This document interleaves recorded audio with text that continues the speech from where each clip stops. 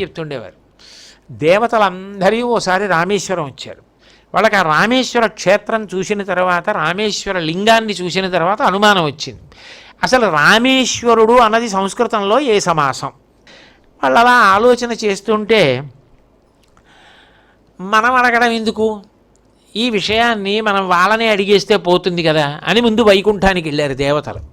రామేశ్వరుడు ఈ మాట ఏ సమాసం అని అడిగారు. అంటే విష్ణుమూర్తి నవ్వి, అది అడగడానికి ఏముంది, రాముని యొక్క ఈశ్వరుడు.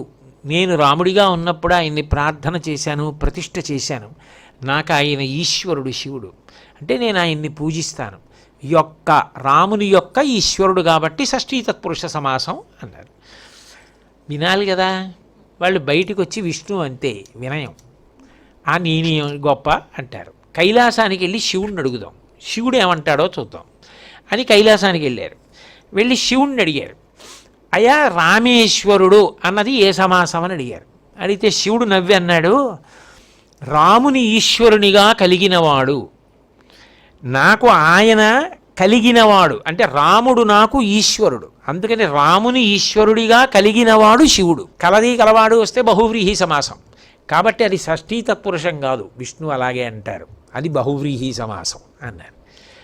ఆయనేమో శివుడు నాకు ఈశ్వరుడు అంటాడు, ఈయనేమో రాముడు నాకు ఈశ్వరుడు అంటాడు, అసలు రామేశ్వరుడు ఎవడు అని వాళ్ళకి అనుమానం వచ్చి, వీళ్ళిద్దరితో కాదులే 4 ముఖాలతో వేదం చెప్తాడు కదా, పెద్ద ఆయన దగ్గరికి పోదామని సత్యలోకానికి పోయారు, బ్రహ్మగారి దగ్గరికి పోయి బ్రహ్మగారిని అడిగారు, అయ్యా రామేశ్వరుడు ఏ సమాసం అండి అని అడిగారు.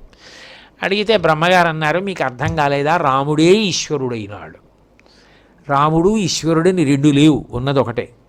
కాబట్టి అదే ఇది తత్వం అసి తత్వమసి లాగే రాముడే ఈశ్వరుడు అయినాడు రామేశ్వరుడు. కాబట్టి అది బహువ్రీహి సమాసం కాదు, షష్ఠీ తత్పురుష సమాసం కాదు, విశేషణ పూర్వపద కర్మధారయా సమాసం అన్నాడు. అప్పుడు వాళ్ళు ఓ శివకేశవుల మధ్య భేదం చూడడం మందే తప్పు అనుకుని వెళ్ళిపోయారు. ద్రవిడ దేశంలో పిల్లలు ఆడుకుంటూ పాట పాడుతూ ఉంటారు, హరియున్ శివనం బొండ్రు అరి యాదవన్ వాయిలే మండు. అంటే హరిహరుడు వాళ్ళిద్దరూ ఒకటే, అది తెలియక శివుడు విష్ణువు వేరనుకున్న వాళ్ళ నోట్లో మన్ను.